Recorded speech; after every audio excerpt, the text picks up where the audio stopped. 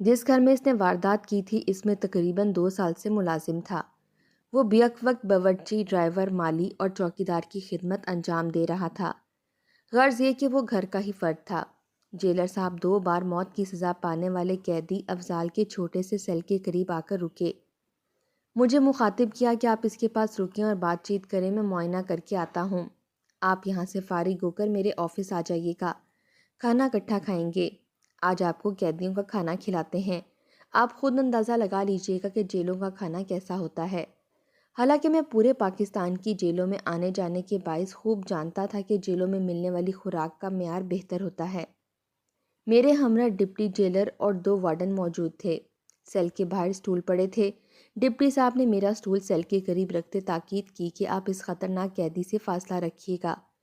خود وہ تینوں سیل کے سامنے بنے اندر آنے والے گیٹ کے قریب سٹولوں پر جا بیٹھے۔ افضال کے تمام کوائف میں سن چکا تھا۔ میں نے بغور سر سے پاؤں تک اس کا بھرپور جائزہ لیا۔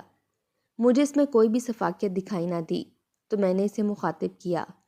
ہاں تو افضال، تم نے یہ 2 قتل کیے تھے جن کی تمہیں سیشن کورٹ نے الگ الگ 2 بار سزائے موت سنائی۔ وہ تعاقب کے بعد بولا، جی ہاں، میں نے یہ قتل کیے ہیں۔ اگر تمہیں اس بارے میں کچھ بتانا ہے تو میں اسے تمہاری زبانی لوگوں تک پہنچاؤں گا، مگر تمہیں صرف حقیقت بیان کرنا ہوگی۔ حقیقت میں تو بہت کچھ بے نقاب کرنا پڑے گا مجھے، اس نے سیل کی سلاخوں کو ہاتھوں سے چھوتے ہوئے جواب دیا۔ ہاں یہ تو ہے، ٹھیک ہے، میں ایف آئی آر کو ایک طرف رکھتے ہوئے جو پولیس نے اپنی مرضی سے مرتب کی تھی آپ کو سب کچھ بتاتا ہوں۔ میں شائستہ کی محبت میں گرفتار ہو چکا تھا۔ کون شائستہ؟ میں نے وضاحت چاہی۔ میری مالکن، جو قتل کی بنیاد بنی۔ گاؤں سے محنت مزدوری کرنے آیا، کئی دن ادھر ادھر چھوٹے موٹے کام کرتا پھرتا رہا۔ اسی دوران زندہ برائلر سپلائی کرنے والی ویگن پر بطور مرغی سپلائر پکی نوکری مل گئی۔ 8,000 روپے ماہوار تنخواہ، رہائشی کھانا ساتھ میں تھا۔ کچھ دن تک کبھی ان کی کسی ویگن پر اور کبھی کسی ویگن پر چلتا رہا۔ الیاس بھائی کا خاصا وسیع کاروبار تھا۔ دور دور کے فارموں پر سے مال اکٹھا کیا جاتا تھا۔ صبح سپلائی کے بعد اس کی چکن شاپ پر مرغی کا گوشت بنانے میں سب کے ساتھ لگ جاتا۔ الیاس بھائی کی خدمت کر کے مجھے بہت اچھا لگتا۔ وہ بھی مجھے کافی عزت اور پیار دیتے تھے۔ پہلی بار شائستہ اسی چکن شاپ پر گوشت لینے آئی۔ میں نے گوشت صاف ستھرا کر کے بنایا اور خود اس کی گاڑی تک شاپر چھوڑنے اس کے ساتھ آیا۔ خدا جانے اس کے سراپے میں کون سی کشش تھی، میں خود کو روک نہ پایا اور شاپر لے کر اس کے پیچھے پیچھے چل پڑا۔ پھر دوسرے تیسرے دن وہ آتی، میں گوشت بناتا اور اس کے ہاتھ میں شاپر پکڑاتے اشارے سے بغیر پیسے لیے بھیج دیتا۔ شائستہ نے مجھے اپنا فون نمبر دے دیا تھا۔ میں رات کو اکثر اس سے چوری چھپے بات کرنے لگا تھا۔ وہ بھی اپنے شوہر امتیاز سے آنکھ بچا کر گھر میں ادھر ادھر ہوتے بات کر لیتی۔ بڑا بیٹا ساجد 5ویں میں اور چھوٹا واجد 4تھی کلاس میں پڑھتا تھا۔ اس کے میاں کی پلاسٹک کے برتن وغیرہ کی دکان تھی۔ گھر اور دکان ذاتی ملکیت تھی۔ اس کے باوجود شائستہ کی بھوک باقی تھی۔ 1-2 بار میں نے اس کے اور اس کے دونوں بچوں کے لیے کپڑے وغیرہ خرید کر اسے دیے جو اس نے بغیر کسی ہل و حجت کے رکھ لیے۔ سزوکی پرانے ماڈل کی رکھی ہوئی تھی۔ اس کے میاں نے، دونوں اس پر پھرتے تھے۔ دن بدن اس کی ضرورتوں میں اضافہ ہو رہا تھا۔ وہ مجھ سے بے دھڑک فون پر کہہ دیتی، میں رات کو مال کے پاس ہی ہوتا تھا۔ الیاس بھائی مجھے ایماندار سمجھتے تھے، ہر ذمہ داری مجھ پر چھوڑ دیتے تھے۔ میں رات کو آنکھ بچا کر 10 سے 12 برائلر نکالتا اور ادھر ادھر جا کر بیچ آتا۔ صبح جب دکان پر بیٹھتا تو سب کی آنکھ بچا کر پیسے بھی اڑا لیتا۔ اسی عرصے میں 1-2 بار شائستہ کے گھر اس سے ملا بھی۔ اس کا شوہر دکان پر چلا جاتا، دونوں بچے اسکول ہوتے، مجھے وہ فون کر کے کوئی نہ کوئی چیز منگوانے کی آڑ میں بلا لیتی۔ یہ سلسلہ بڑی خاموشی سے چل رہا تھا۔ الیاس بھائی کی ویگنوں پر میں نے ٹھیک ٹھاک ڈرائیوری بھی سیکھ لی تھی۔ ایک روز مجھے رنگے ہاتھوں مرغیاں ذیبح کرتے رات کو الیاس بھائی کے ایک ڈرائیور تنویر نے پکڑ لیا۔ بہت کوشش کی اس کو اپنے ساتھ حصے دار بنانے کی، مگر اس نے میری ایک نہ سنی اور الیاس بھائی کو فون کر کے شاپ پر بلا لیا۔ انہوں نے مجھے اسی وقت شاپ سے نکل جانے کا کہا۔ میں نے بہت منت سماجت کی مگر میری نہ چلی اور میں اپنا مختصر سامان لے کر شاپ سے نکل آیا۔ اس صورتحال کا میں نے شائستہ سے ذکر کیا تو اس نے مجھے تسلی دی کہ فکر نہ کرو، یہ رات تم کسی جگہ کاٹو، صبح بات کریں گے۔ رات کو اس نے اپنے شوہر کو راضی کر لیا کہ گھر میں کام کرنے کے لیے ایک ملازم ہونا ضروری ہے۔ ایک لڑکا ہے، بڑا محنتی ہے، وہ ڈرائیور بھی ہے اور باورچی بھی۔ میری ایک سہیلی کے گھر 5 سال سے کام کر رہا ہے، بڑا ایماندار اور شریف ہے۔ وہ لوگ کراچی شفٹ ہو رہے ہیں۔ 3000 میں گھر کے سارے کام کرے گا، رات باہر برآمدے میں سوئے گا تو چوکیداری بھی ہو جایا کرے گی۔ دوسرے دن صبح دکان پر جانے سے پہلے اس نے اپنے خاوند امتیاز سے میری ملاقات کروا دی۔ پہلی بار اس کے شوہر سے میرا آمنا سامنا ہوا تھا۔ وہ روایتی دکاندار سا دکھائی دیا۔ تھوڑی بہت بات چیت کے بعد امتیاز نے مجھے اپنے گھر ملازم رکھ لیا۔ ضمانت کی طور پر میرا شناختی کارڈ اس کے پرس میں شفٹ ہو گیا۔ کھانا میں نے جو ہمارے گاؤں کے ساتھ ساتھ زمین پر تارے بچھا رہے تھے کی نوکری کے دوران پکانا سیکھ لیا تھا۔ ان کے باورچی سے جو پوری ٹیم کا کھانا بناتا تھا۔ نوکری بھی مجھے اس کی ہیلپر کی حیثیت سے ملی تھی۔ ڈرائیونگ الیاس بھائی چکن شاپ کی ویگنوں کے ڈرائیوروں سے سیکھ لی تھی، اس لیے دونوں ہنر شائستہ کے قریب ہونے کا باعث بنے۔ باقی سارا کچھ شائستہ نے خود ہی سر انجام دیا تھا، اپنے خاوند کو شیشے میں اتارنے کا۔ میں بڑی ذمہ داری سے شائستہ کے گھر کے کام کرتا، دونوں بچوں کی دیکھ بھال کرنا، گھر کی صفائی، کھانا بنانا۔ رات کو امتیاز جب واپس آتا تو اس کو دبانا، سر میں تیل لگانا، اس طرح کی ڈیوٹی دینے پر وہ بھی خوش ہوتا۔ 15-20 روز ہو چکے تھے مجھے شائستہ کے گھر آئے۔ ایک روز اس نے مجھے مخاطب کرتے ہوئے کہا کہ افضال، میری والدہ کا آپریشن ہے، امتیاز کا کام بھی مندا جا رہا ہے، مجھے روپیوں کی سخت ضرورت ہے، کوئی بندوبست نہیں ہو رہا۔ 1-2 جاننے والوں سے بات کر چکی ہوں مگر کوئی نتیجہ نہیں نکلا۔ تمہارا کوئی ہے ایسا جاننے والا جس سے 20,000 ادھار لے سکو؟ جلدی واپس کر دوں گی۔ مجھے اس کی پریشانی دیکھتے جھٹکا لگا۔ گاؤں کی زندگی میں چوری چکاری کا ہنر بھی میرے ہاتھ میں تھا، سو میں نے کوئی فیصلہ اپنے اندر کرتے اسے مطمئن کر دیا کہ کوشش کروں گا۔ میں نے جو سوچا تھا وہ ہوم مارٹ میں چوری کا پلان تھا۔ شام کو گھر کے لیے سودا سلف لینے کے دوران میں نے پورے ہوم مارٹ کا جائزہ لیا کہ کس طرح یہاں چوری ممکن ہوگی۔ ہوم مارٹ کے پچھواڑے میں فرنیچر کی ورک شاپ تھی جو شام کو بند ہو جاتی تھی۔ اس کے اندر جا کر ساتھ لگتی دیوار پر سے ہوتے ہوئے ہوم مارٹ کی بلڈنگ میں داخل ہوا جا سکتا تھا۔ 2 روز تک میں نے اچھی طرح جائزہ لیا اور تیسری رات چپکے سے میں پلاس وغیرہ لے کر اس ورک شاپ کی دیوار پھلانگ گیا۔ چند پل کا انتظار کرتا رہا، جب یقین ہو گیا کہ کسی نے نہیں دیکھا تو اٹھ کر ورک شاپ کی چھت پر پہنچ گیا۔ دیوار کے ساتھ ہوم مارٹ کے اے سی یونٹ لگے ہوئے تھے۔ ان کی حفاظتی جنگلے پر چڑھ کر میں آسانی سے گودام والے حصے میں پہنچ گیا۔ گودام کی گرل اور جالی کو پلاس سے کاٹ کر اندر چٹخنی کھولتے گرل کی ایک سائیڈ سے گزرنے کا راستہ بنا لیا۔ اندر گھپ اندھیرا تھا۔ چند پل یوں ہی سانس روکے کھڑا رہا۔ جب اندھیرے میں دیکھنے کی صلاحیت بحال ہوئی تو میں نے ٹٹول کر ہوم مارٹ کے نیچے کی طرف جانے والے دروازے کو اندر سے باہر کی طرف دھکیلا۔ دروازہ ہلکی سی آواز کے ساتھ باہر کی جانب کھل گیا۔ نیچے جاتی سیڑھیوں میں ہلکی ہلکی روشنی تھی جو باہر لگے ہوم مارٹ کے نیون سائن کی تھی۔ اس کے باعث سب کچھ دکھائی دے رہا تھا۔ میں دبے قدموں سے چلتا ہوا کاؤنٹر کے پاس گیا۔ پیمنٹ دراز کو تالا لگا ہوا تھا جو میں اسکریو ڈرائیور کی نوک سے باہر کی جانب کھینچ لیا۔ خانوں میں مختلف چھوٹے بڑے نوٹوں کو الگ الگ کر کے رکھا گیا تھا۔ میں نے تمام نوٹ حد تک کہ ریزگاری تک اٹھا کر جیبوں میں بھر لی۔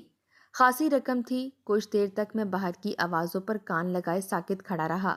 جب یقین ہو گیا کہ سب کچھ ٹھیک ہے تو میں کاسمیٹک والے حصے میں آ گیا جہاں پر طرح طرح کے پرفیوم، کریمیں، لپسٹکس، نیل پالش اور جیولری سجی ہوئی تھی۔ بڑا سا بیگ اٹھا کر میں نے اس میں مختلف سامان بھرنا شروع کر دیا۔ پھر لیڈیز ضروریات کی چیزیں اور بچوں کے کھانے اور کھیلنے کا سامان رکھا۔ جب مجھے یقین ہو گیا کہ میں یہ سب کچھ آسانی سے لے کر جا سکتا ہوں تو میں نے واپسی والا راستہ اختیار کرتے بیگ سنبھالا اور اوپر آ گیا۔ یہاں آ کر میں نے بڑی احتیاط سے چاروں جانب جائزہ لیا۔ پھر بیگ سنبھالتے گودام سے ہوتا ہوا اے سی یونٹ والی گرل کے اوپر بیگ گرا دیا۔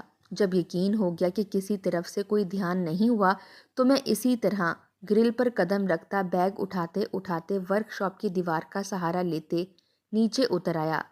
چاروں جانب خاموشی کا راج تھا۔ میں دم سادھے کھڑا جائزہ لیتا رہا۔ میں بڑی پھرتی سے دیوار پھلانگ کر باہر آ گیا۔ اب میرا راستہ وہ نہیں تھا جس پر سے میں ورک شاپ کی طرف آیا تھا۔ اب میں مخالف سمت کو جا رہا تھا۔ جس راستے کا میں نے انتخاب کیا تھا وہ کافی گھوم کر مین سڑک کی طرف آتا تھا، مگر آمد و رفت نہ ہونے کے برابر تھی۔ بیگ میں نے کندھوں پر یوں لٹکا رکھا تھا جیسے کوئی مسافر ہوں۔ ہوم مارٹ کافی پیچھے رہ گیا تھا۔ میری یہ واردات انتہائی کامیاب رہی۔ گلیوں بازاروں سے ہوتا میں واپس گھر پہنچ گیا۔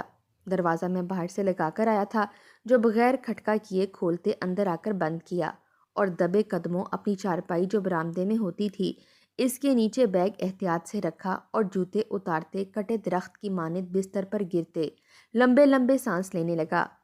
جس دلیری سے میں نے یہ واردات کی تھی، اس سے مجھے اندازہ ہو گیا کہ دیہات کی نسبت شہر میں چوری کرنا آسان تھا۔ جب اوسان بحال ہوئے تو میں جیبوں سے نوٹ اور ریزگاری نکال کر اپنے بستر پر رکھتے نوٹوں کو ترتیب دینے لگا۔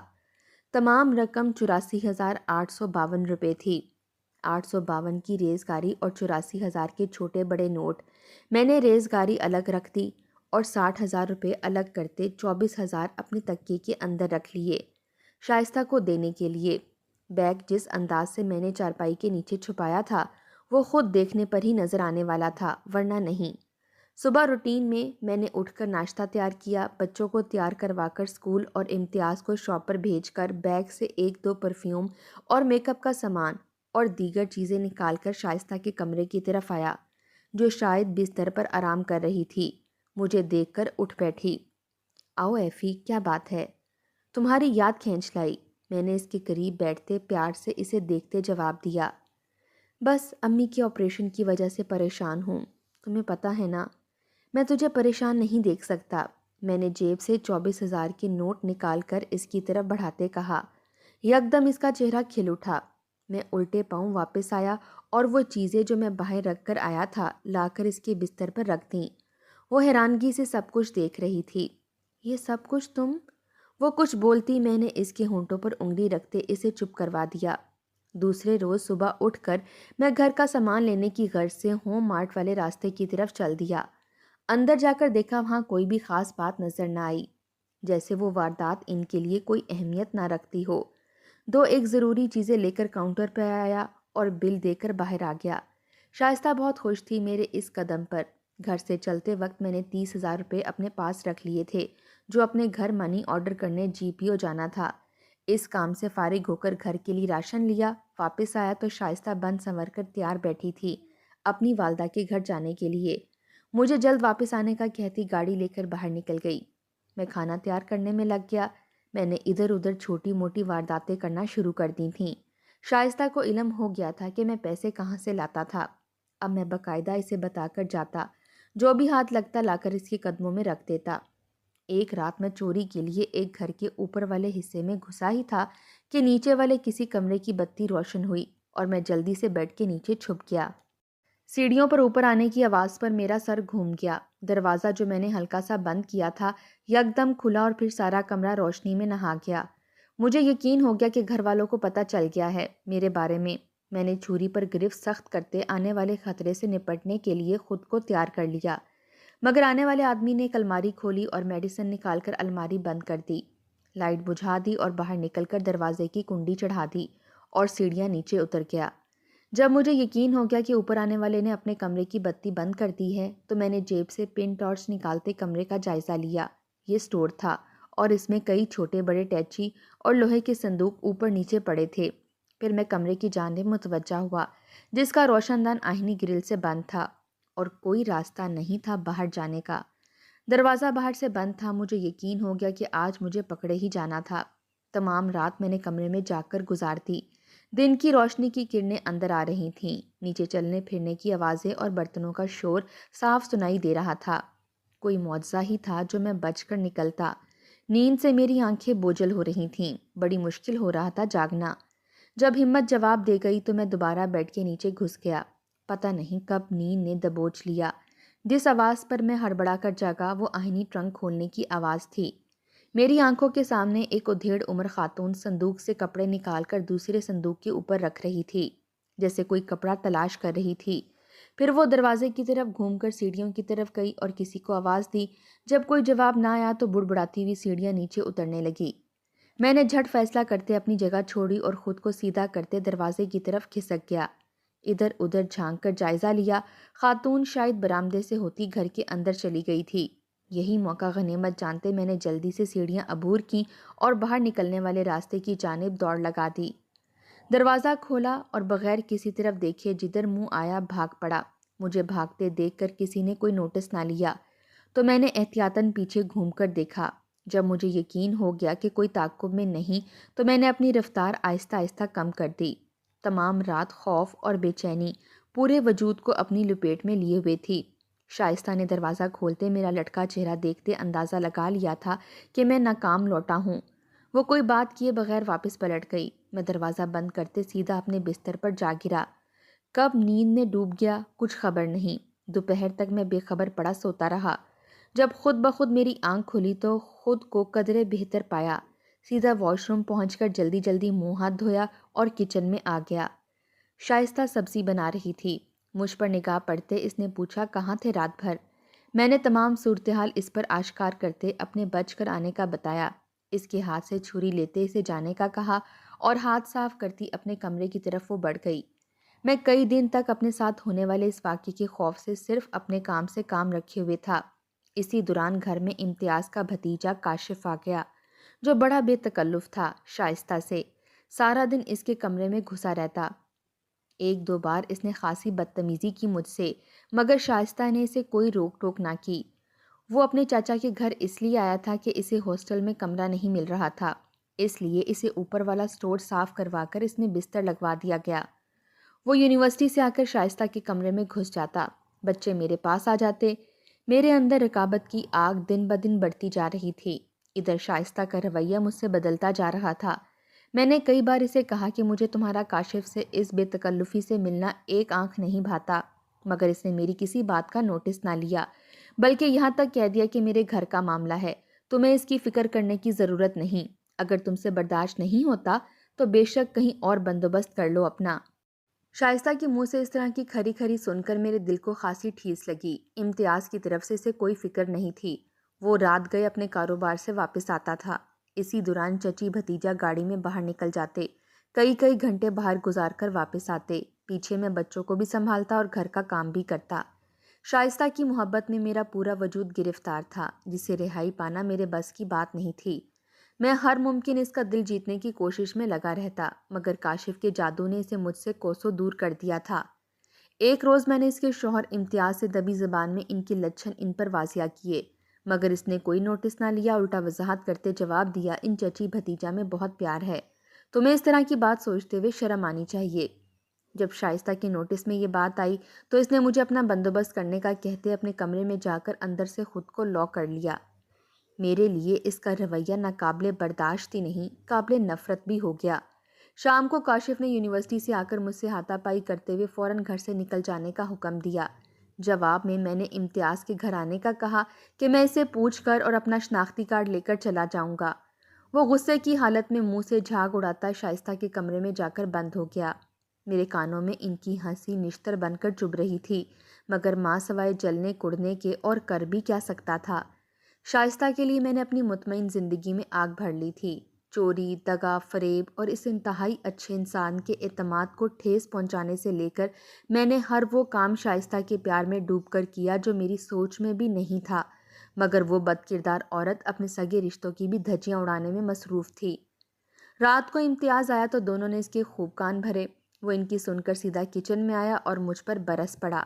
میں نے اپنی صفائی میں اسے ہر طرح کی یقین دہانی کروائی کہ میں نے وہی بتایا جو دیکھا، مگر اس نے میرا گریبان پکڑتے مجھ پر تھپڑوں کی بارش کر دی اور جیب سے میرا شناختی کارڈ نکالتے میری طرف اچھال دیا اور گھر سے نکل جانے کا حکم دیا۔ میں نے اپنا مختصر سامان جو برآمدے میں پڑی چارپائی کے نیچے پڑا رہتا تھا اٹھاتے آخری نظر گھر کی در و دیوار پر ڈالی اور شائستہ کے کمرے کی طرف بھیگی نظروں سے دیکھا اور گھر سے نکل آیا۔ تھوڑی دور کالونی کا پارک تھا۔ میں ایک نیم تاریک گوشے میں آ بیٹھا۔ آنسو تھے کہ تھمنے کا نام ہی نہیں لے رہے تھے۔ جب دل کا سارا غبار میری آنکھوں کے راستے بہہ گیا تو میرے سوچنے سمجھنے کی صلاحیت نے کام کرنا شروع کر دیا۔ میرے ساتھ جو اس گھر میں ہوا وہ سوچ سوچ کر میرا دماغ پھٹ رہا تھا۔ ان تینوں کے لیے میرے اندر نفرت اور انتقام کا الاؤ بھڑک رہا تھا۔ پھر میرے اندر صفاق اور نڈر چوڑ نے کروٹ لی۔ اور میں نے اپنے بیگ میں پڑی بڑی سی چھری جو میں چوری چکاری کے دوران اپنے ساتھ رکھتا تھا نکالی اور اسے اپنے زیر جامہ کرتے پارک سے نکل کر کالونی سے باہر جانے والے راستے پر چل پڑا۔ خالی رکشہ میرے قریب سے گزرا جسے ہاتھ دے کر میں اس پر سوار ہو گیا۔